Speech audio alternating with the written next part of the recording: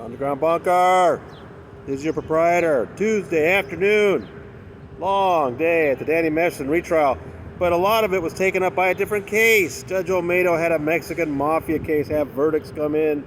Took up a bunch of the afternoon. But still, Jane Doe 3 today gave the bulk of her story and testimony.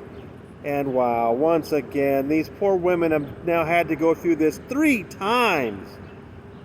Jane Doe 3 talked about how the relationship with Danny Masterson soured. He became controlling.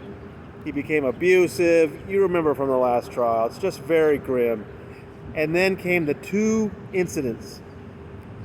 November 2001, when she woke up and found him on top of her, raping her, and she told him no and yanked at his hair to get him off of her. And then a month later, in December 2001, when they went to La Poubelle, she had a glass of wine and then can't remember anything else from the rest of the night, woke up the next afternoon, and she was bleeding. And Danny admitted, she said, to having anal sex with her when she was unconscious. That is not the incident that's being charged. And I want to go over that a minute because I see a lot of people have the wrong idea about this. We are not saying that in the state of California, it is not a crime to rape someone when they're unconscious. That's not what we're saying. What she described, if that was true, was definitely a crime in California. But you have to understand, these are 20-year-old allegations. And the only way they can bring these allegations against Danny Masterson today is that they're grouping them under something, what's called a one-strike law in California. And only certain felonies fit that one strike as long as they're multiple. One of the felonies that fits it is forcible rape. And forcible rape has a particular definition. That's when a man overcomes a woman's will through force or fear to rape her. That's different than drugging somebody, they're unconscious, and then you rape them when they're unconscious. We're not saying that's not a crime. We're saying that's a different crime, and it doesn't fit under this one-strike rule. Okay, I know people are confused about that. That's why the December 2001 incident is not charged, but the November 2001 incident is. It's very confusing, but you know, there's a reason why I agree with you in the comments. People are saying that Deputy DA Reinhold Mueller seems to be doing a better job this time, keeping this testimony clear, asking good questions, and of course Jane Doe 3 is once again just doing a great job on the stand. So it seems like it's a little more clear, but yes, it is confusing that they're charging on the November 2001 rape and not the December 2001 unconscious sodomy. I hope I cleared that up a little. I still see people all the time talking about how outraged they are that this is not a crime in California. It is, but you can't charge it 20 years later unless it's a certain definition. Okay, so we went through that harrowing history again.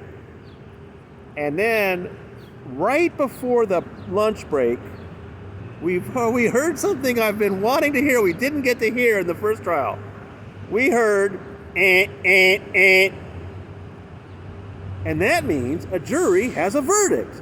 It was the jury in the other case that Judge Olmedo's handling, the Mexican Mafia case. This has got like 4 different defendants, more than 20 counts, 5 homicides, just really grim stuff.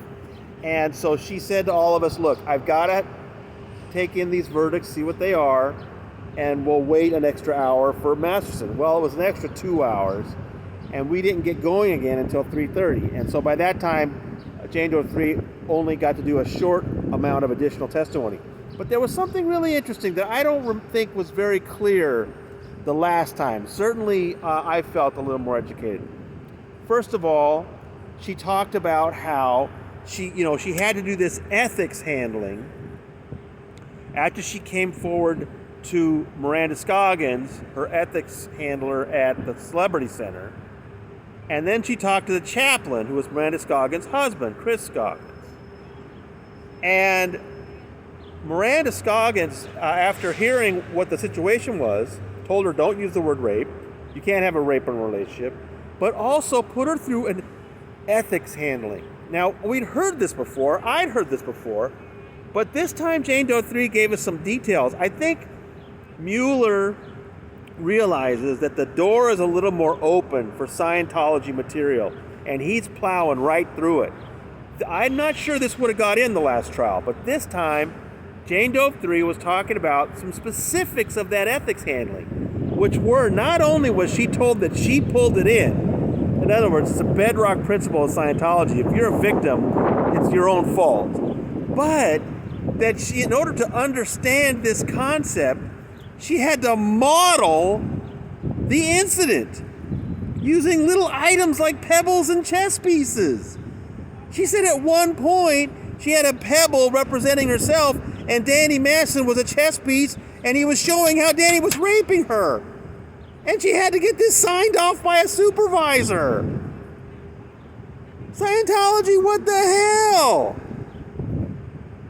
I don't think we'd heard that before. I put it in the headline at one of my reports today. That, and also, let me just tell you, if you're watching this only on YouTube, I'm putting out reports 3 or 4 times a day of all this testimony. You got to go to sign up for free emails at tonyortega.substack.com. You get all my detail on this stuff. So that was crazy. And then at the end of the day, in the short session, she said that she went to Miranda Scoggins' husband, Chris Scoggins, a chaplain, later when she realized this just wasn't going to save the relationship. And she said what ultimately ended her interest in the relationship with Madison was she realized he wasn't getting a handling. In other words, she was going through all this nonsense with chess pieces, trying to explain how she'd been raped, but she couldn't use that word rape. And she was only doing it because she wanted him to get some sort of counseling, some sort of ethics handling. And he wasn't doing it. He was like, no, I'm not doing that. That's when she realized, forget it. But what was new to me, maybe you knew it, was that when 2 Scientologists break up like that, the chaplain works out the terms. And so today she just, again, this was not in the first trial. Today she described Chris Scoggins sitting down with Danny Masterson and working out terms. Remember, this guy's now, at this point, in 2002, he's on that 70s show. He's making a boatload of money. So he agreed, for example, that she could keep driving. She was using one of his cars. I don't remember what she said. But that she'd get to use it for another 6 months before she had to return it. And that he'd pay her rent for 3 months. And, this was the terms. And Mueller said, well, did you sign that? She said, I had to.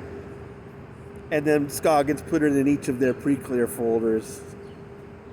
Oh, Scientology. Boy, we're getting a more detailed look at the insanity of Scientology this time. I hope the jurors are appreciating it. I'm certainly appreciating it. Judge Olmedo assured us, tomorrow, no interruptions. Jane Doe 3 will be on all day.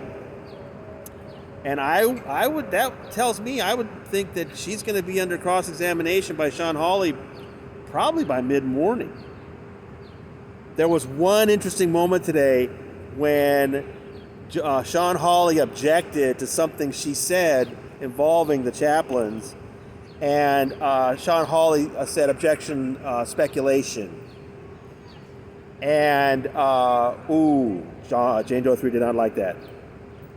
And so when Mueller kind of asked her in a different way, she said, this is not speculation. This is what they told me. And it was very clear she was saying, and then she said, I'm sorry, that made me angry. She was saying that to Sean Hawley. So we're already getting a little taste of what that cross is going to be right now. And I can tell you, Jane Doe 3 looks like she's ready for it. I think she's ready to take on Sean Hawley.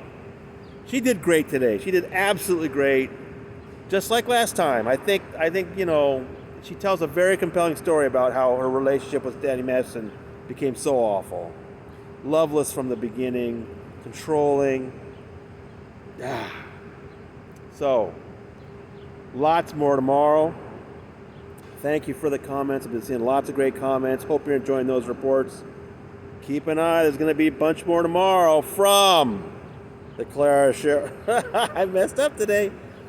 from the Clara Shortridge Foltz Criminal Justice Center, this is your proprietor signing out.